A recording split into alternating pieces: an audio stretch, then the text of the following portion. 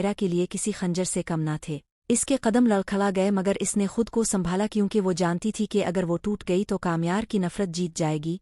इसने खामोशी से इसके सामने खड़े होकर बस इतना कहा कि नफरत इतनी आसान नहीं होती जितनी तुम जाहिर कर रहे हो।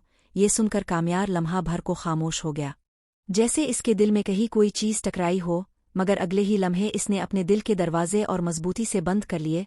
वो ये मानने को तैयार ना था कि इसके गुस्से के पीछे मोहब्बत की कब्र छपी हुई है, मगर सच यही था कि नफरत के इस शोर में भी मोहब्बत की धड़कन कहीं ना कहीं जिंदा थी, और यही धड़कन इस कहानी को इस मोड़ तक ले आई थी जहां फैसला होना बाकी था।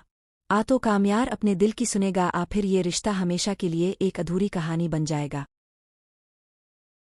वक्त गुजरता जा रहा था मगर कामयार और आयरा के दरमियान फासले कम होने के बजाय और बढ़ते जा रहे थे। खामोशी अब उनके रिश्ते की पहचान बन चुकी थी, एक ऐसी खामोशी जो चीखों से ज्यादा तकलीफ दे होती है। कामयार बज़ाहिर खुद को मजबूत जाहिर करता मगर अंदर ही अंदर वो टूट चुका था। वो रातों को जाग जाग कर उन्हीं लम्हों के बारे में सोचता जिनमें इसने आयरा पर आंख बंद करके यकीन किया था, मगर अब वही यकीन इसे सबसे बड़ा धोखा लगता था।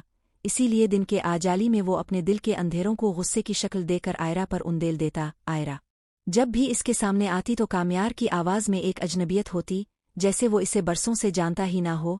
वो तंजिया अंदाज में बात करता, छोटी छोटी बातों पर भड़क उठता, गोया आयरा की मौजूदगी ही इसके जख्मों को हरा कर देती हो। आयरा ये सब बर्दाश्त करती रही क्योंकि इसके लिए कामयार से दूरी मौत के बराबर थी। वो जानती थी कि अगर वो भी पीछे हट गई तो ये रिश्ता हमेशा के लिए खत्म हो जाएगा, मगर कामयार के लिए अब ये रिश्ता सिर्फ एक बोझ बन चुका था। वो समझता था कि आयरा इसकी कमजोरी है और कमजोरियों से जान छुड़ाना ही अक्ल मंदी है। इसी सोच के तहत वो आयरा को खुद से दूर करने की हर मुमकिन कोशिश करता, यहाँ तक कि वो दिन भी आया जब इसने साफ अल्फाज में कह दिया कि मेरे दिल में तुम्हारे लिए कुछ नहीं बचा, मैं तुमसे नफरत करता हूँ। ये अल्फाज आयरा के लिए किसी खंजर से कम ना थे। इसके कदम लड़खड़ा गए मगर इसने खुद को संभाला क्योंकि वो जानती थी कि अगर वो टूट गई तो कामयार की नफरत जीत जाएगी। इसने खामोशी से इसके सामने खड़े होकर बस इतना कहा कि नफरत इतनी आसान नहीं होती जितनी तुम जाहिर कर रहे हो। ये सुनकर कामयार लम्हा भर को खामोश हो गया, जैसे इसके दिल में कहीं कोई चीज टकराई हो, मगर अगले ही लम्हे इसने अपने दिल के दरवाजे और मजबूती से बंद कर लिए।